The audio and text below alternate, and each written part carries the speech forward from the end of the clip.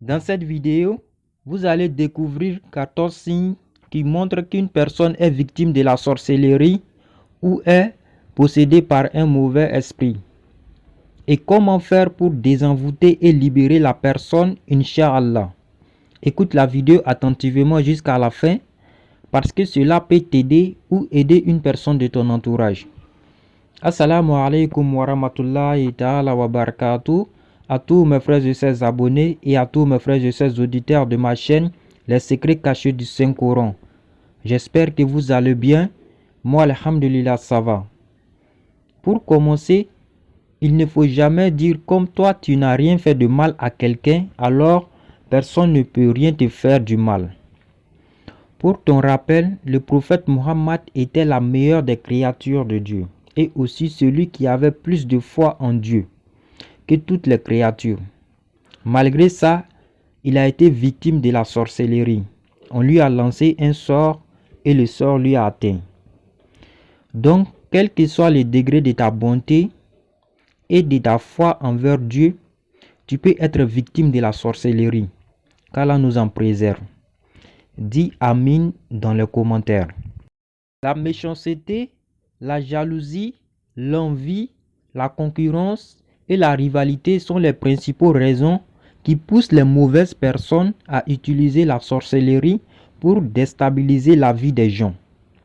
Mais quelle que soit la raison, sachez une chose, la sorcellerie, d'une manière directe ou indirecte, cela vient toujours d'une personne proche de vous ou une personne qui vous connaît ou une personne avec qui vous avez déjà traité ou une personne avec qui vous avez déjà eu une relation.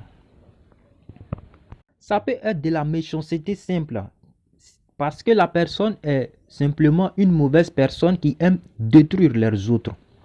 Ça peut être à cause de la jalousie, la personne est jalouse de vous. Ça peut être à cause de l'envie, la personne est très envieuse.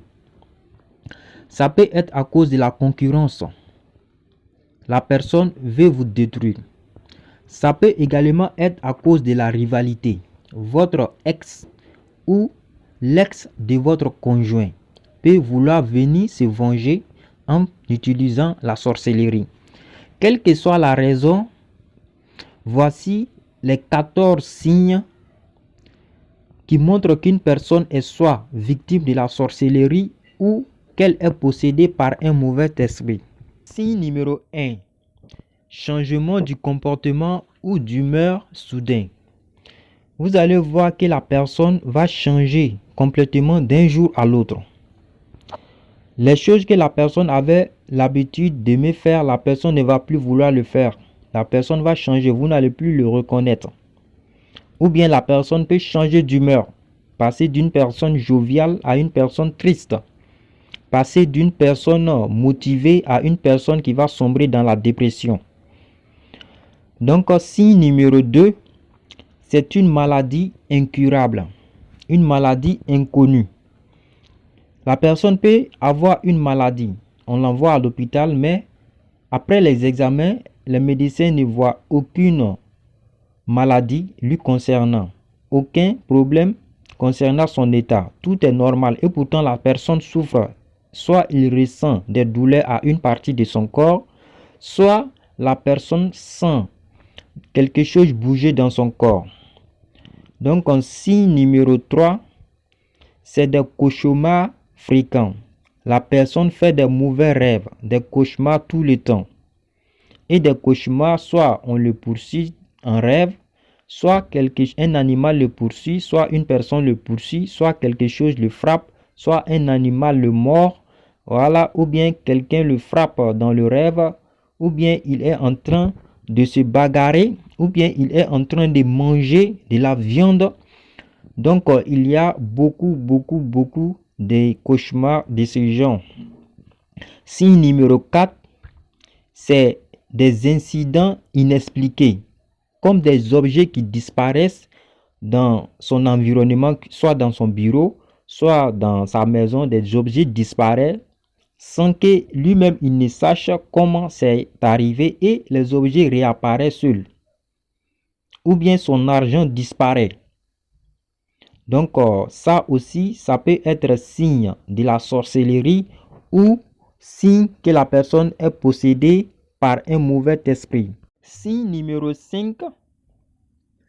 Donc là, c'est la perte de ses repères. La personne avant savait quoi il voulait faire de sa vie, quoi il voulait faire dans l'avenir, mais la personne est totalement perdue. À un moment, la personne est totalement perdue, il ne sait pas quoi faire et comment le faire. La personne perd totalement ses repères. Donc, signe numéro 6, la personne a des problèmes de couple, que ce soit dans son foyer ou bien des relations hors mariage. La personne a des problèmes de couple. La personne ne reconnaît plus et la personne n'envie plus son conjoint ou sa conjointe. La personne ne ressent plus du plaisir envers son conjoint ou sa conjointe. La personne n'est plus attirée par son conjoint. Ou bien souvent, la personne même commence à ne plus supporter son conjoint. Quand ils sont ensemble, il y a tout le temps des disputes entre eux. Mais dès que les deux se séparent, c'est-à-dire que l'un va au travail et l'autre est à la maison, ou les deux vont au travail, ils pensent l'un à l'autre parce qu'ils s'aiment, le cœur s'aime. Mais dès qu'ils sont ensemble, les problèmes commencent. Ça aussi, c'est un signe de la sorcellerie ou c'est un signe de mauvais esprit.